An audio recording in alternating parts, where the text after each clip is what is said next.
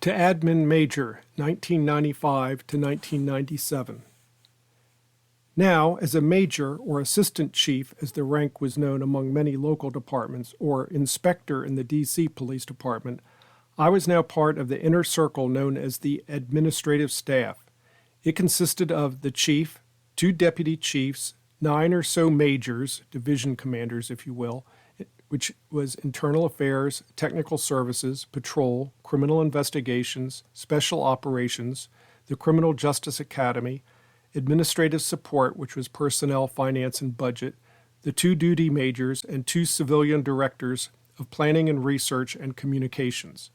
This group met weekly on Tuesday mornings, and it was here that most of the high-level policies, personnel decisions, etc. took place.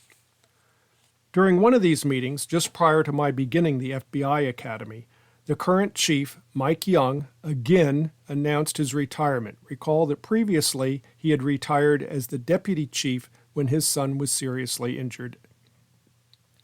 He was bound and determined to have his friend and protege, Deputy Chief Dave Franklin, remember the captain at the Mason District who I served under, succeed him as chief. Well, we all know from experience that naming your successor had not worked in the past. Basically, Chief Young wanted the administrative staff to endorse Dave Franklin as his selection as the next chief. One of the rabble-rousers and staunchly anti-Dave Franklin majors, Al Thompson, said, "Let's ask the chief and Deputy Chief Franklin to step out of the room so we can discuss this request among ourselves." Young and Franklin reluctantly stepped outside the conference room, and as soon as the door closed behind them, Thompson said, "Well," without missing a beat, everyone in the room signaled a big thumbs down. Young and Franklin were asked to return. They couldn't have gotten as far as 2 feet from the door, and Thompson, I believe, said, "Well, we've polled the group and we're not supporting any one individual." Young was furious. The chief selection process continued through the next regular county personnel office. The announcements went out, applications received, paring downs, etc. Selection was made. It turned out that one of the patrol majors, Doug Scott, who was reluctant to even apply, was appointed chief after a rather contentious process. Interestingly, Scott had begun his career as a police cadet and had now risen all the way through the ranks to police chief. The majority of this drama continued from my duty major days well into my stint at the FBI Academy.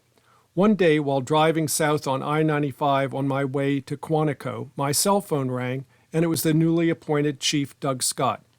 He said that he knew that my days at the FBI Academy were winding down, and upon my return he wanted me to be the major in charge of the Administrative Support Bureau. That would be finance, personnel, budget, and polygraph, and recruiting. I recall saying, "Well, I don't know anything about any of those functions," to which Doug replied, "That's exactly why I want you in there. You'll be in a good position to find out what all is done there." He had never served in any administrative positions either. "Learn by asking questions and streamline things that need tightening up." "Okay, I'll do whatever job you've got for me." So upon graduation from the FBI National Academy, I returned to 4100 Chainbridge Road to a 10th floor corner office and assumed my new responsibilities. I had been in that position for only a few weeks when we were forced to become involved in one of the most contentious issues of that time, the relaxation of Virginia state law regarding the carrying of concealed weapons. As a result of either a lawsuit or legislative change, Virginia decided to permit any law-abiding citizen with a limited amount of training and able to pass a background check to carry a concealed weapon. Up to this point, anyone could carry an unconcealed weapon in the open, though in 25 years I only witnessed this once, but only persons holding a concealed carry permit could carry a handgun concealed. This was a very contentious and unfair system because the authority lay with the chief judge of the circuit court, and it was always charged that it was unfair and it was fraught with favoritism. One notorious case was that of Iran-Contra figure Colonel Oliver North. He lived in McLean and claimed there were forces out there trying to get him. "Well, here, have a concealed weapons permit." The police department was charged with working with the Commonwealth Attorney's Office, the Circuit Court, and other entities to implement a process to address the relaxation of these laws. We put together a process which included a rather simple application, photographing and fingerprinting to determine criminal history, a letter or certificate of training, and a means to maintain a record of such permits as they were issued. This was all highly controversial, as the advocates of the new relaxed ordinance felt the questionnaire, fingerprinting, etc. were all too invasive. I guess they just wanted us to take their word for it or something, and actually resulted in a lawsuit resulting from an applicant's photo appearing in U.S. News and World Report, partially revealing her Social Security number while standing in line being photographed, both for the application and by the news photographer. Eventually, the case was dropped after, during depositions, the county attorney in the case asked some very probing questions concerning one of the plaintiff's background and was able to challenge their veracity because I had discovered that he had been denied a position with the Arlington County Police Department for a prior undisclosed transgression. Eventually, after many complaints were filed, the process was streamlined somewhat to the satisfaction of all involved. The police department's biggest objection to the liberalization of these laws was for concern that more guns would be on the street. It would be likely that concealed carry folks would take the law into their own hands. There would be additional confrontations on the street, that there would be more reports of suspicious persons with guns, and if, in fact, there was some kind of confrontation, that it would be difficult, if not downright dangerous, for the responding officers to determine the roles of the combatants. At least that was the argument we officially made in opposing the legislation, and even led me to be a guest on the CBS Morning News with Harry Smith to represent the new legislation and its impact, while the superintendent of the Detroit Police Department, who interestingly was later indicted and fired on corruption charges, took the position of no guns in the hands of citizens. As it turned out, during my remaining years with the department, after this all finally settled down, we had very few, if any, cases involving citizens with concealed carry permits. Much to my dismay, I ended up even being quoted in an NRA publication that, in effect, said, "Our fears never materialized."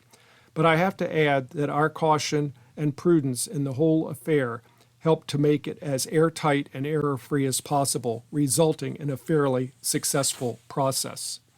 Another high-profile issue that I tackled while commander of the Administrative Services Bureau was to tighten up on the department's light duty and disability retirement process. Every police officer who was on light duty, or better known as desk duty, in effect took a uniformed officer off the street and away from the duties they were hired to perform. After working closely with the county attorney, the retirement administration, and other affected parties, we were able to return all but 3 injured light-duty officers to full-time enforcement duties or convert them to civilian positions within the department or the county.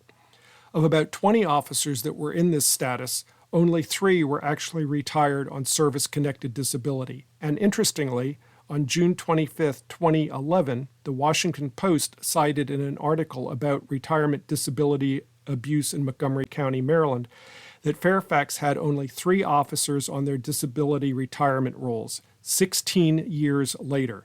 So Fairfax's policy on disability retirements remained a model today. During my tenure in that position for about 18 months, we made great strides in speeding up the recruitment and hiring process, making sure the authorized sworn positions were filled and the academy classes were full. We automated many personnel systems and moved to reclassify a number of civilian positions to better reflect their actual jobs and ensure they were fairly compensated for their work. This went a long way towards making civilians feel more a part of the agency as opposed to the old sworn versus civilian conflict.